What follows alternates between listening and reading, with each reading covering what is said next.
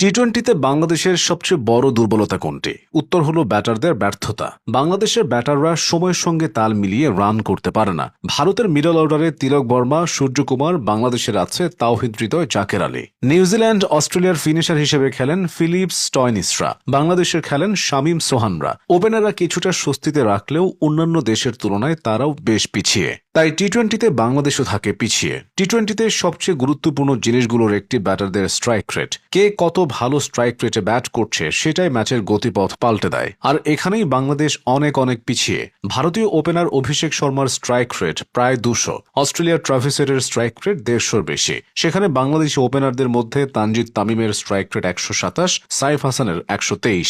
আফসোসের ব্যাপার হলো এই 127 আর 123ই বাংলাদেশের স্ট্যান্ডার্ড, মানে দেশের অন্যান্য ব্যাটারদের থেকে এই দুজনের স্ট্রাইক রেটটা তুলনামূলক ভালো। অতীতে ওপেনারদের এর থেকেও খারাপ অবস্থা ছিল। তামিম ইকবাল তো 120 স্ট্রাইক রেটেও ব্যাট করতে পারতেন না। এটাই প্রমাণ করে বাংলাদেশ কতটা পিছিয়ে আছে। স্ট্রাইক রেটের এই সমীকরণে ওপেনারদের থেকে মিডল অর্ডারের অবস্থাটা আরও ভয়ানক। অস্ট্রেলিয়ার মিডল অর্ডারে খেলা টিম ডেভিড ব্যাট করেন 170 স্ট্রাইক রেটে। ইংল্যান্ডের হ্যারি ব্রুকের স্ট্রাইক রেট 150-র বেশি। সেখানে বাংলাদেশের হৃদয়ের টি-টোয়েন্টি স্ট্রাইক রেট 121, শামীমের 123 ও জাকেরের 122। পার্থক্যটাই বলে দেয় বাংলাদেশ কতটা পিছিয়ে। টি-টোয়েন্টিতে বাংলাদেশের পিছিয়ে থাকার আরেকটা বড় কারণ হলো বিগ হিটারের অভাব। বর্তমান বিশ্ব ক্রিকেটে প্রতিটি দলে বিগ হিটারের ছড়াছড়ি। হাত খুলে খেলতে পারবে এমন ব্যাটারদের চাহিদাও এখন বেশি।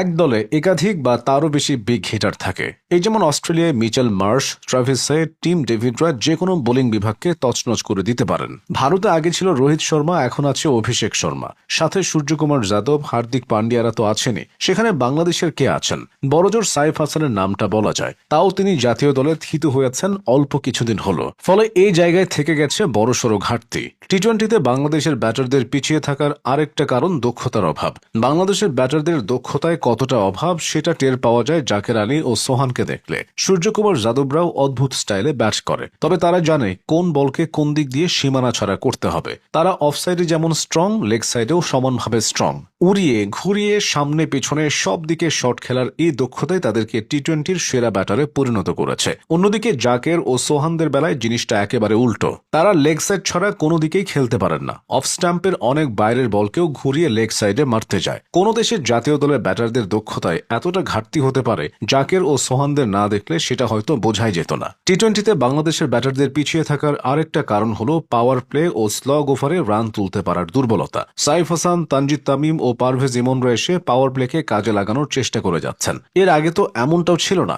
তামিম ইকবাল, নাইম শেখরা টি-টোয়েন্টির পাওয়ার প্লেতে ওয়ানডে স্টাইলে ব্যাট করত। পাকিস্তানের বিপক্ষে 10 ওভারে 62 রানের কথা এখনো